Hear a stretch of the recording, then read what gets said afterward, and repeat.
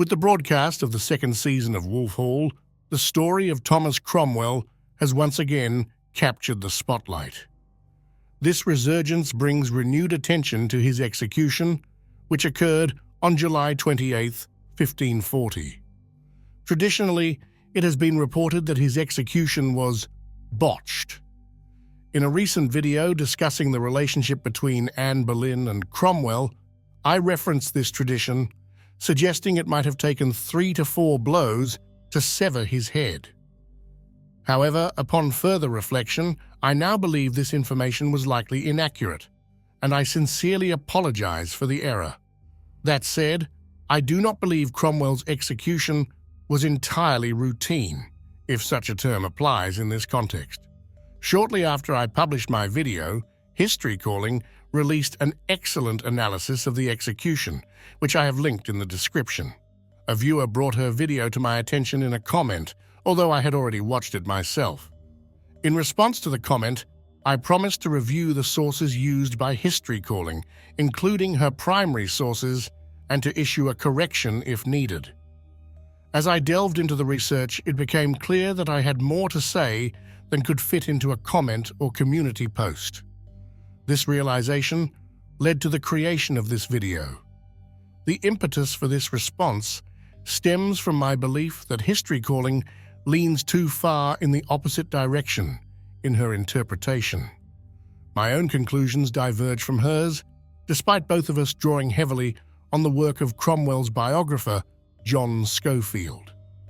His research guided me to key sources, but I have also incorporated additional primary materials to clarify and support my interpretation. In this video, I avoid reiterating details from History Calling's video unless they are directly relevant. Instead, I refer to her work on topics such as Cromwell's life, his time in the Tower, and his speech before his execution, including his reference to his Catholic faith. The idea that Thomas Cromwell's execution might have been problematic originates with the Chronicle of Edward Hall. He writes, "And then made he his prayer, which was long, but not so long, as both godly and learned, and after committed his soul into the hands of God, and so patiently suffered the stroke of the axe by a ragged and butcherly miser, which very ungoodly performed the office." Hall primarily conveys his disdain for the executioner, describing him as a ragged and butcherly miser who performed the task ungoodly. Hall's account refers explicitly to a single blow of the axe. This detail remained unchanged in historical tradition until 1600, when John Stowe introduced a variation in his work, claiming that multiple blows were needed to complete the execution. The claim that it took 3 to 4 blows, which I referenced in my original video, comes from a Spanish chronicler identified only by the abbreviation RB. Over time, the accounts grew increasingly sensational. This culminated in the Victorian-era account by Arthur Galton, who alleged that Cromwell's execution required 2 executioners and nearly half an hour to sever his head. Galton claimed to rely on a contemporary of Cromwell, but failed to identify the source. This highly exaggerated narrative was so at odds with other reports that it never gained traction as part of the historical tradition. I believe it can be dismissed outright. I have excluded several other similarly unreliable reports here. For a more comprehensive exploration of these accounts, I refer you to History Calling's video and the work of John Schofield. Schofield and History Calling challenge both the claim that multiple blows were needed and the interpretation that Cromwell's execution was botched. Their argument against the notion of multiple blows is persuasive. No primary sources from the time of the execution deviate from the account of a single blow. However, I would add a minor caveat. Some sources provide no information at all about the number of blows. For instance, Thomas Wriothesley describes the execution as follows.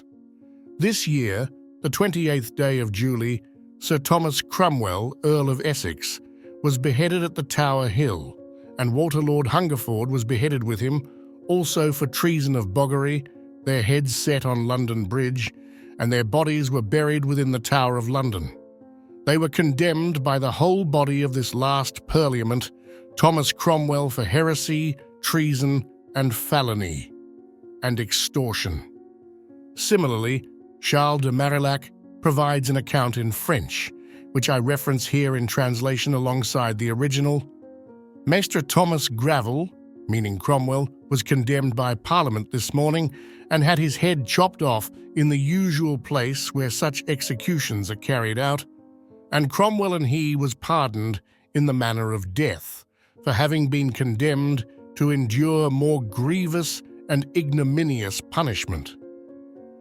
The Lord of Higrefort, an elderly man of 40, was also taken into custody, accused of sodomy, forcing his own daughter and using magic and invoking devils.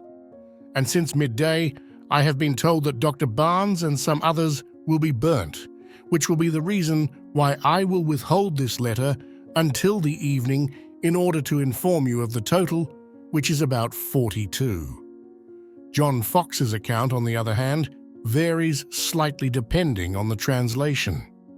Two examples illustrate this variation. The first, which I have linked in the video description, states, on July 28, 1540 or 1541, for the chronology differs.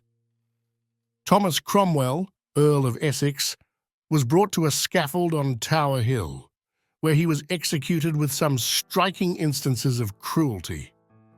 He made a short speech to the people and then meekly resigned himself to the axe.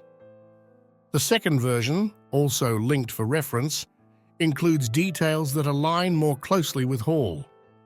And thus his prayer made, after he had godly and lovingly exhorted them that were about him on the scaffold, he quietly committed his soul into the hands of God, and so patiently suffered the stroke of the axe by a ragged and butcherly miser, which very ungoodly performed the office.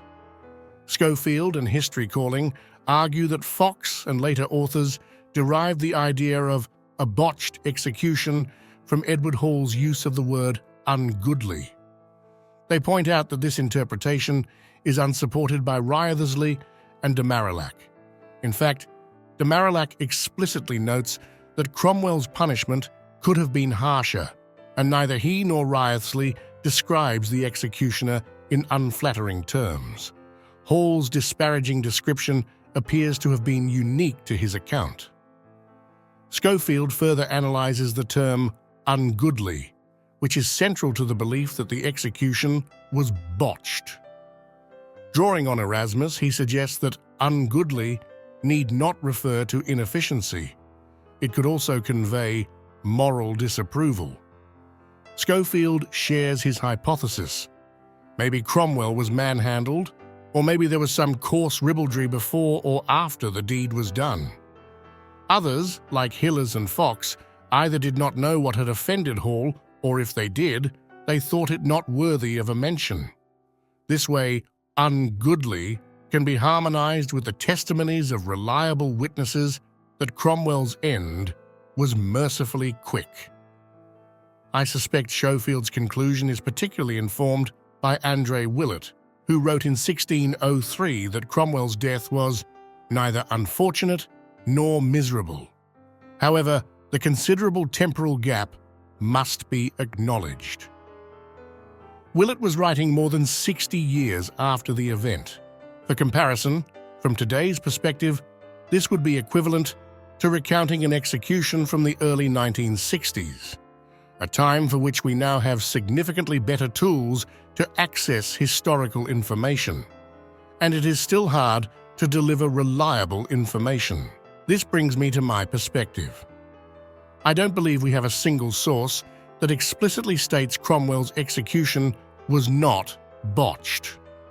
Without exception, the reports either suggest there were issues or omit any details about the execution process.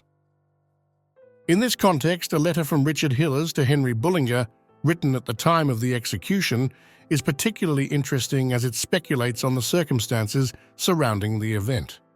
Hillers, writing from Zurich, was not present, but shared observations from the continent. At the beginning of June, Cromwell was sent to the Tower, from whence he never went forth till the 28th of July, when he was beheaded with Lord Hungerford, who was charged with attempting to compute the day of the king's death. I know nothing for certain of the cause of Cromwell's execution, but probably it was for not supporting the divorce, as Winchester and others did. Not long before his death, the king had granted him great additional houses and lands and offices, just as he endowed Queen Anne before he beheaded her. But some think this was an artifice to make people think he had been guilty of the most heinous treason.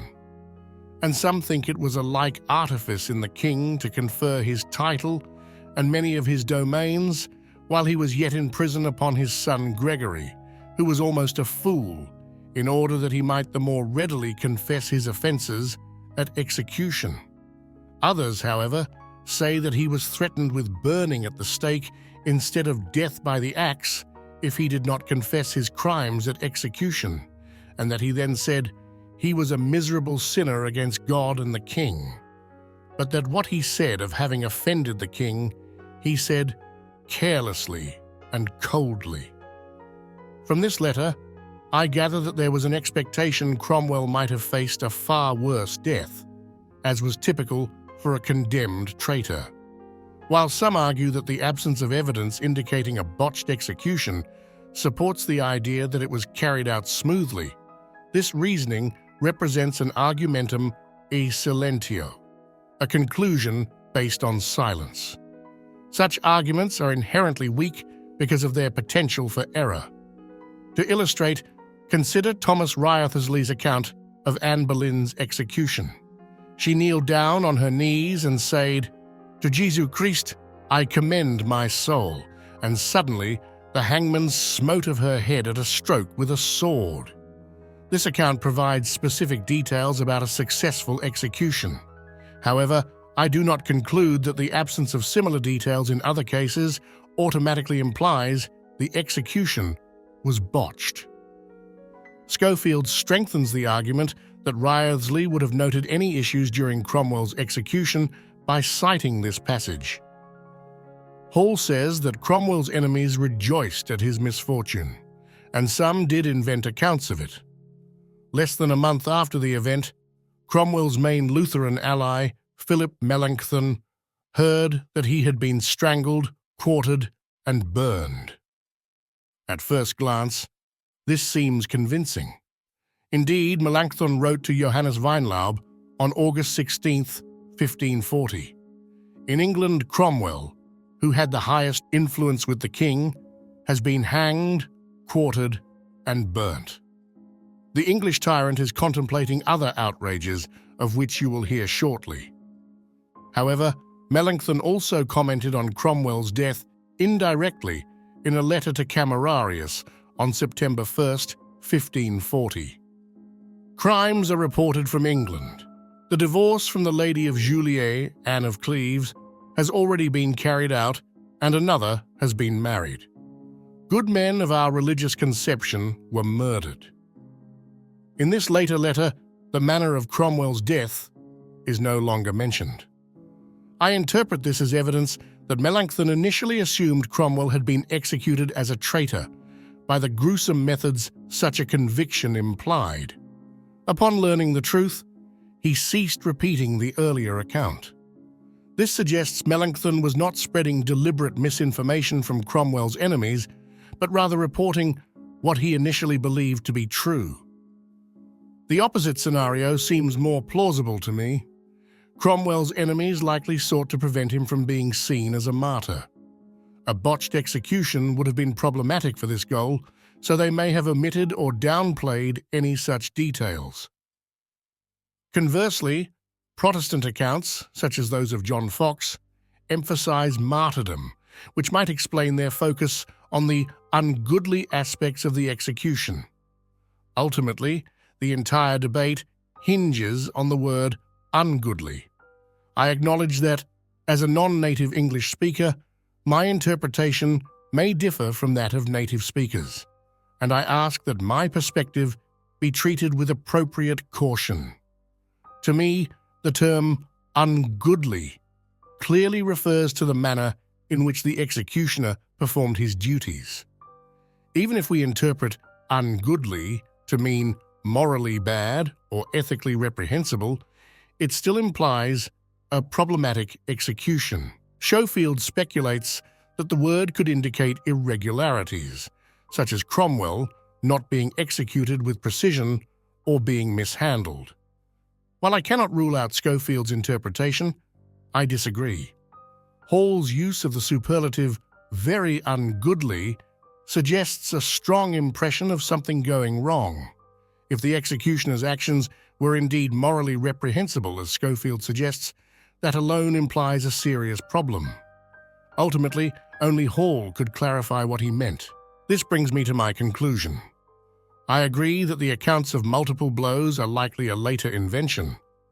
However, I believe it is an overstatement to assume that Cromwell's execution was entirely ordinary.